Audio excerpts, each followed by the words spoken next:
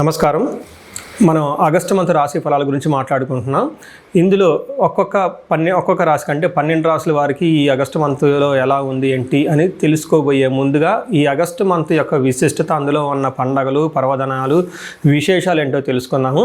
ఇందులో చూసుకుంటే ఈ ఆగస్టు మంత్ సంకటహర చతుర్థి నుంచి స్టార్ట్ అయ్యి మరలా సంకష్టహర చతుర్థితో ఈ మంత్ అంతా అయిపోతుందని మనం చెప్పుకోవాలి. ఇందులో ఇంకా మనకి ముఖ్యమైన పండుగలు ఏమున్నాయంటే, ఫస్ట్ వచ్చేటప్పటికి మనకి సికింద్రాబాద్ బోనాలు, హైదరాబాద్ బోనాలు, వీటితో పాటుగా గురుమౌఢ్యమి త్యాగం అంటారు. అంటే ఇప్పటిదాకా మనకు గురుమౌఢ్యమి నడిచిందండి. ఎప్పుడైతే 12వ తారీఖు తర్వాత మౌఢ్యమి వెళ్ళిపోతుంది, అక్కడి నుంచి శుభకార్యాలు చేసుకోవచ్చు అని మనకు చెప్తూ ఉంటారు. వీటితో పాటుగా మనకి నాగపంచమి అని చాలామంది ఎక్కువగా చేస్తూ ఉంటారు. ఎవరైతే కాలసర్పదోషాలు, నాగ అన్న పేరు పెట్టుకున్న, మానస అన్న పేర్లు పెట్టుకున్న వాళ్ళంతా కూడాను ఈ యొక్క పిల్లలు కావాలనుకునే వాళ్ళు ముఖ్యంగా చాలా ఇంపార్టెంట్ నాగపంచమి అందరూ సెలబ్రేట్ చేసుకోవాలి. ఆ తర్వాత మనకు వచ్చేది వరమహాలక్ష్మి వ్రతం మనం చేసుకుంటాం. అందరం చాలా కళ్ళ పండగ శోభాయమానంగా. అది 21వ తారీఖు ఉంటుంది. తర్వాత మనకి జంధ్యాల పౌర్ణమి, దీనిని రాఖీ పౌర్ణమి లేదంటే గాయత్రి యొక్క మనకి గాయత్రి మాత పుట్టినరోజు అని మనం సెలబ్రేట్ చేసుకుంటూ ఉంటాం అనమాట. ఈ ప్రకారంగా అనేక రకమైన శుభకార్యాలు, తర్వాత శ్రావణ మాసం కూడా మనకు స్టార్ట్ అవుతుంది. ఇవన్నీ ఉన్నాయి కాబట్టి ఎన్నో పండగలు, విశేషాలు, పర్వదినాలు కలిగిన ఈ యొక్క ఆగస్టు మంత్లో అందరికీ అష్టైశ్వర్యాలు కలగాలని, భోగభాగ్యాలు కలగాలని, చక్కగా ఉండాలని చెప్పేసి కోరుకుంటూ ఒక్కొక్క రాశి వాళ్ళకి ఎలా ఉందో మనం చూద్దాం. ఇందులో మనకి జ్యోతిష శాస్త్రం ప్రకారం కనుక గమనించుకుంటే ఈ ఆగస్టు మంత్లో ఇందాక చెప్పుకున్న విశేషాలతో పాటుగా 4 గ్రహాలు కూడా మారుతూ ఉన్నాయండి. ఈ గ్రహాలు మారే గ్రహాలు చూసుకుంటే ఫస్ట్ శుక్రుడు ఆగస్టు 1నే మారుతూ ఉన్నారు. సెకండ్న కుజుడు మారుతూ ఉన్నాడు. బుధుడు 5వ తారీఖు మారుతూ ఉన్నారు. సూర్యుడు వచ్చేటప్పటికి 17వ తారీఖు మారుతూ ఉన్నారన్నమాట. ఇలా 4 గ్రహాలు ఈ ఆగస్టు మాసంలో మారటంతో 12 రాశుల వారికి ఎలా ఉంది ఏంటి అనేది మనం చూద్దాం. ముందుగా మనం మేషరాశి గురించి గమనించాం. మేషరాశి చూసుకుంటే వీళ్ళకి ఒక తటస్థంగా ఉండేది అని మనం అనుకోవచ్చు. పెద్ద ఎక్కువగా అంటే ఒడిదుడుకులు ఏమీ ఉండవు, సాధారణంగా సేదాగా ఉండేది మనం అనుకోవాలి. ఎందుకు అంటే వీళ్ళకి ఒక్కటి ముఖ్యంగా గమనించుకోవాల్సింది ఏలినాటి శని యొక్క ప్రభావం వీళ్ళ మీద ఎక్కువగా ఉంది. ఈ ఏలినాటి శని ప్రభావం ఉండటంతో రీసెంట్గా ఈ రాశి వాళ్ళ నుంచి కూడా నెంబర్ ఆఫ్ కాల్స్ ఎక్కువగా నాకు పెరుగుతూ ఉన్నది. దానికి ముఖ్యమైన కారణం ఏలినాటి శని డే బై డే వీళ్ళకి తీవ్రత ఎక్కువ అవుతుందని గమనించుకోవాలి. అయితే ఇప్పుడు ఏవైతే గ్రహాలు మారినాయో, కొన్ని గ్రహాలు అనుకూలంగా, కొన్ని గ్రహాలు ప్రతికూలంగా ఉన్నప్పటికీ కూడాను వాళ్ళకి పెద్ద అనుభవంలోకి రాదు ఈ యొక్క గ్రహాల మార్పు వల్ల. బట్ ఓవరాల్గా చూసుకుంటే ఏలినాటి శని ఉండటం వల్ల కొంచెం జాగ్రత్తగా ఉండాలని చెప్పుకోవచ్చు. బట్ రొటీన్గా చూసుకుంటే ఈ మంత్ అంతా నార్మల్గా ఉండే మంత్ అని మీరు అనుకోవచ్చు. ఇందులో డీటెయిల్స్ చూసుకుంటే అశ్విని 1, 2, 3, 4 పాదాలు, భరణి 1, 2, 3, 4 పాదాలు, కృతిక ఫస్ట్ పాదం అంతా ఈ యొక్క మేషరాశిలో ఉంటారని గమనించాలి. ఈ పేరు బలం బట్టి మనం చూసుకుంటే చూ, చే, చో, లాలి, లు, ఏ, లా, లో, ఆ అన్న అక్షరాలంతా కూడా ఈ మేషరాశిలో ఉంటారని గమనించాలి. ముందుగా చెప్పుకున్న విధంగా 4 గ్రహాలు ఏవైతే మారుతూ ఉన్నాయో ఈ 4 గ్రహాల యొక్క ఇంపాక్టు ఒక్కొక్క రాశి మీద ఎలా ఉంది అనేది మనకి మహర్షులు లఘు గోచారము, సూక్ష్మ గోచారం అన్న ఒక విధానాన్ని ప్రవేశపెట్టారు. తద్వారా చిన్న చిన్న మాటలతోటి హోల్ రాశి అంతా ఎలా ఉంటుంది అని మనకి చక్కగా అర్థం చేసుకోవచ్చు. అందులో భాగంగా ఎప్పుడైతే సూర్యుడు ఈ యొక్క స్థితిలో ఉన్నారో వీళ్ళకి మనోరుజం, ధనలాభం, ధనప్రాప్తి, విపత్తిం అని చెప్తారు. అంటే మనోరుజం అంటే మానసికంగా కొంచెం టెన్షన్గా ఉండే అవకాశం ఎక్కువగా ఉంటుంది. ధనలాభం ఉంటుంది. అకస్మాత్తుగా ధనం ఇంతకుముందు ఎక్కడైనా కనుక ఆగిపోయి ఉంటే ధనం వచ్చే అవకాశం ఎక్కువగా ఉంటుంది. విపత్తి అంటే ట్రబుల్స్ ఎక్కువ వచ్చే అవకాశం ఎక్కువగా ఉంటుందని గమనించాలి. సో అయితే బట్ ఇవి చాలా తక్కువ మోతాదులో మీకు అనుభవంలోకి వచ్చే అవకాశం ఎక్కువగా ఉందని గమనించుకోవాలి. ఇందులో ముఖ్యంగా మీరు తెలుసుకోవాల్సింది ఏంటంటే ఒక్కొక్క గ్రహం ఎలాంటి ఫలితాన్ని ఇస్తుంది అని ఇప్పుడు మనం చూద్దాం.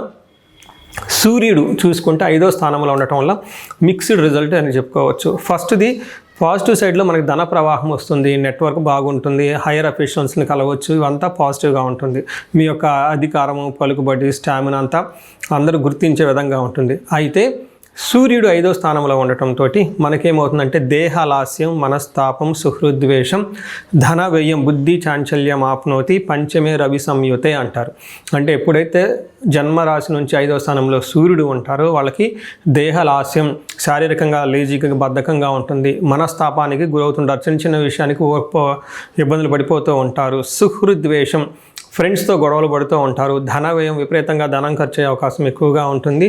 అంతేకాకుండా బుద్ధి చాంచల్యం ఆప్నోతి అని మనసు అనేది ఒకే చోట స్థిమితంగా ఉండదు, డెసిషన్స్ కరెక్ట్గా తీసుకోలేరు అని చెప్పుకోవచ్చు. బట్ యూజువల్గా 5వ స్థానంలో క్రూర గ్రహం ఉంటే కొన్ని విషయాల్లో మనకేం చెప్తారంటే, జనరల్గా మనకి ఏం చెప్తారంటే 5వ స్థానంలో సూర్యుడు ఉంటే లేకుంటే ఎనీ క్రూర గ్రహం ఉంటే అందులో మనకి వ్యసనాలకు ఎక్కువగా ఏమంటారు అలవాటు పడే అవకాశం ఎక్కువగా ఉంటుంది, ఎడిక్షన్స్ ఎక్కువగా ఉండే అవకాశం ఎక్కువగా ఉంటుంది. కొన్నిసార్లు చేయాల్సిన పని చేయకుండా అనవసరమైన వాళ్ళతో ఫ్రెండ్షిప్ చేయటము, అటు ఇటు తిరగటము, లేకుంటే ఆల్కహాల్ ఇవన్నీ ఎక్కువ తీసుకోవటం, ఇట్లా రకరకాలన్నీ చేసే అవకాశం ఉంటుంది. కొంచెం జాగ్రత్తగా ఉండటం ఎంతైనా అవసరం అని చెప్పుకోవచ్చు. అయితే వీరికి ఇంకో ఉన్న అడ్వాంటేజ్ ఏంటంటే కుజుడు 3వ స్థానంలో ఉన్నారు ఒక 45 days వరకు. కుజుడు ఎప్పుడైతే ఒక మంచి పొజిషన్లో ఉన్నారో వీళ్ళల్లో ఉన్న ధైర్యము, సాహసము, రిస్క్ టేకింగ్ క్యాపబిలిటీసు, తర్వాత కమ్యూనికేషను, ట్రావెల్స్ ఇవన్నీ చక్కగా చేసే అవకాశం ఉంటుంది. ఇందులో మనకి ఏం చెప్తారంటే 3వ స్థానంలో కుజుడు ఉండటం వల్ల ఆరోగ్య నిత్య సంతోష బంధుమిత్ర సమాగమ అర్ధలాభ పుత్ర సౌఖ్యం ఇష్టసిద్ధి తృతీయగే భృగునందనే అంటారు. సో తృతీయగే ధారాసుతే అంటారు మనకి. అంటే దీని అర్థం ఏంటంటే ఈ టైంలో వీళ్ళకి ఆరోగ్యం బాగుంటుంది, సంతోషంగా ఉంటారు, బంధువులతోటి మిత్రులతోటి కలిసి ఉంటారు, అర్ధ లాభం అంటే ధనం ప్రవాహం వచ్చే అవకాశం ఎక్కువగా ఉంటుంది, పుత్రులతో చాలా బాగుంటారు. మెయిన్ ముఖ్యంగా గమనించాల్సిందంటే ఇష్టసిద్ధి అంటారు. అంటే మీకు ఇష్టమైన పనులు ఇప్పటిదాకా ఏదైనా చేయకుండా పెండింగ్లో ఉంటే ఈ పనులన్నీ ఇప్పుడు చక్కగా ముందుకు వచ్చే అవకాశం ఎక్కువగా ఉంటుంది. అనుకున్న పనులన్నీ చక్కగా జరిగే విధంగా చక్కగా బాగుంటుంది. అయితే ఫాదర్కి హెల్త్ విషయంలో కొంచెం జాగ్రత్తగా ఉండటం ఎంతైనా అవసరం. ఇప్పటిదాకా మనం చూసుకుంటే సూర్యుడు కొంచెం ఇబ్బంది పెట్టే విధంగా, కుజుడు సపోర్ట్ ఇచ్చే విధంగా ఉన్నారు. శుక్రుడు వచ్చేటప్పటికి వీళ్ళకి 6వ స్థానంలో ఉన్నారు. ఎప్పుడైతే శుక్రుడు 6వ స్థానంలో ఉండటం ఇది అంత మంచి పొజిషన్ కాదు అని చెప్పుకోవచ్చు. అయితే ఏమవుతుంది, శుక్రుడు 6వ స్థానంలో ఉంటే విరోధ శత్రుపీడాం జ్ఞాతీనాం చ విరోధ ఆయాసో దారై పుత్రై షష్ఠే భృగునందనే అని మనకు సంస్కృతంలో చెప్తారంటే ఎప్పుడైతే శుక్రుడు 6వ స్థానంలో ఉన్నారో శత్రువుల వల్ల పీడ కలుగుతుంది, జ్ఞాతీనాంచ విరోధ అంటే బంధువుల వాళ్ళతో గొడవలు వచ్చే అవకాశం ఎక్కువగా ఉంటుంది, ఆయాసో శరీరానికి చాలా టైర్డ్గా ఉంటారు, ముఖ్యంగా ధారా పుత్రే ద్వేషై భార్యతోటి పిల్లలతోటి గొడవలు వచ్చే అవకాశం ఎక్కువ ఉంటుందని చెప్తారు. ఇంతేకాకుండా ఈ టైంలో వీళ్ళు శుభకరమైన ఖర్చులు పెట్టే అవకాశం ఎక్కువగా ఉంటుంది, ముఖ్యంగా లగ్జరీ ఐటమ్స్ కొనే అవకాశం ఎక్కువగా ఉంటుంది. నెక్స్ట్ లవ్కి సంబంధించి రొమాన్స్, ప్లీజర్స్ అలా వాటికి సంబంధించి ఎక్కువగా డబ్బులు ఖర్చు పెడుతూ ఉంటారు. రెండోది శుభకరమైన ఖర్చులు కూడా పెట్టే అవకాశం ఎక్కువగా ఉంది. సో చూశారు కదా, ఇప్పుడు మనకి 3 గ్రహాల్లో ఒక గ్రహం మాత్రమే పాజిటివ్గా ఉంది, 2 గ్రహాలు అంత అనుకూలంగా లేదని చెప్పుకోవచ్చు. 4వ గ్రహం బుధుడు కూడాను వీళ్ళకి శుభకరంగా ఉన్నారు, ధన ప్రవాహాన్ని ఎక్కువగా తీసుకొచ్చే అవకాశం ఎక్కువగా కనిపిస్తుంది ఈ రాశి వాళ్ళకి. సో ఇది మనం టోటల్గా చూసుకుంటే ఈ 4 గ్రహాలు ఎలా ఉంది అంటే 2 గ్రహాలు ప్రతికూలంగా, 2 గ్రహాలు అనుకూలంగా, అంటే 2 are favourable, 2 are not favourable అని మనం చెప్పుకోవచ్చు. అంటే సమానంగా ఉందని చెప్పుకోవాలి.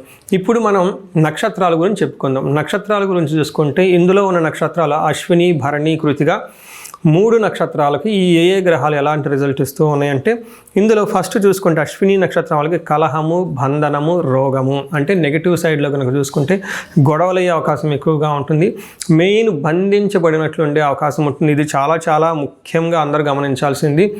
బంధించబడట్లు అంటే ఫిజికల్గా వచ్చేసి మనల్ని ఏదో చేస్తారని కాదండి, చాలా కన్ఫ్యూజన్లో ఉంటారు, సరైన డెసిషన్ తీసుకోవడానికి ఇబ్బంది పడిపోతూ ఉంటారు. ఇండియాలో ఉంటే బాగుంటుందా, యూఎస్లో ఉంటే బాగుంటుందా, బిజినెస్ చేస్తే బాగుంటుందా, బిజినెస్ చేయకపోతే ఏం బాగుంటుంది, ఇలా ఒక కన్ఫ్యూజన్, క్లారిటీ లేకుండా అవకాశం ఎక్కువగా ఉంటుంది. దీన్ని బంధనము అంటారు, గుర్తుపెట్టుకోవాలి. అలానే హెల్త్ కాంప్లికేషన్స్. రాత్రి ఈ షూట్కి ముందు రాత్రి ఒక ఇన్సిడెంట్ జరిగింది. ఒకళ్ళు యుఎస్ నుంచి ఫోన్ చేశారు. వాళ్ళు ఇంకా యుఎస్ నుంచి ఇండియాకి వచ్చేద్దాము అని చెప్పేసి 99% డిసైడ్ అయిపోయి ఆల్మోస్ట్ ఫ్లైట్ టికెట్లు బుక్ చేసుకునే దాకా వచ్చేసారు కూడాను. ఒక్కసారి ఎందుకైనా మంచిది అని చెప్పేసి హారోస్కోప్ నా చేత చూపించుకోవడం జరిగింది. వాళ్ళకి ఏంటంటే ఫారిన్లో సెటిల్మెంట్ కంటే కూడాను లాంగ్ రన్లో ఇండియాలో సెటిల్మెంట్ బాగా కలిసి వస్తుంది అని చెప్పడం జరిగింది. రెండోది క్లారిటీ, వాళ్ళు అడిగింది ఏమండి నేను ఇప్పటిదాకా జాబ్ చేశాను, 12-15 years అయిపోయింది జాబ్, సక్సెస్ఫుల్గా చేశాను, కానీ ఎక్కడో సాచురేషన్ పాయింట్ వచ్చింది, కానీ బిజినెస్ చేద్దాం అనుకుంటున్నాను, ఈ బిజినెస్ చేస్తే ఎలా ఉంటుంది అని జాతకం చూపించడం జరిగింది. అందులో చాలా క్లారిటీగా విత్ రేటింగ్ లాగా నేను చెప్పడం జరిగింది. వాళ్ళకి 85% జాబ్లోనే బాగా ఉంటుంది ఇన్కమ్. రెండోది వచ్చేటప్పటికి వాళ్ళకి బిజినెస్, ఓన్ బిజినెస్ ఇండిపెండెంట్గా చేస్తే అందులో సక్సెస్ అయ్యే ఛాన్స్ ఓన్లీ 65% మాత్రమే ఉంది. ఇలా ఇంకా ఒకవేళ ఎలాంటి జాబ్ అయితే బాగుంటుంది, ఎలా డబ్బు సంపాదించడానికి ఇంకా లెంతీగా డిస్కషన్ అయిపోయింది. చాలామంది డబ్బు సంపాదించడానికి జాబ్ బిజినెస్ అనుకుంటారే, కానీ ఇంకా చాలా విధాలుగా డబ్బు సంపాదించుకునేంత వాళ్ళ జాతక చక్రంలో ఉంటుంది.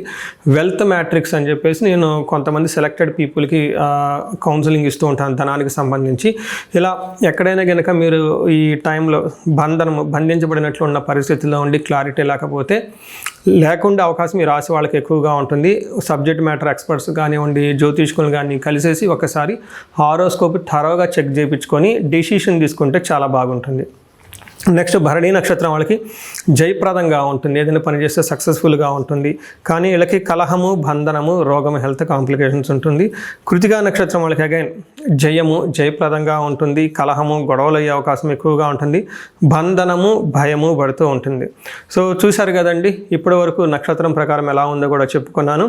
అయితే కొంతమందికి అనుకోని విధంగా కొన్ని ప్రాబ్లమ్స్ వచ్చే విధంగా ఉంటుంది. అందులో అశ్విని, భరణి, కృతికా నక్షత్రం వాళ్ళకి బుద్ధి నాశనం అంటే మీరు క్లారిఫికేషన్స్ ఏదైనా కనుక అంటే ఏం చెప్తారు, ఆన్లైన్లో ట్రాన్సాక్షన్ చేసేటప్పుడు, మనీ ట్రాన్సాక్షన్ చేసేటప్పుడు కొన్ని ఇంపార్టెంట్ డెసిషన్ తీసుకునే ముందు రాంగ్ డెసిషన్ తీసుకునే అవకాశం చాలా ఎక్కువగా ఉంది. ఇది గమనించుకొని చాలా wait and see with facts and figures verification తోటి చక్కగా డెసిషన్ తీసుకోవాలని చెప్పేసి కోరుకుంటున్నాను.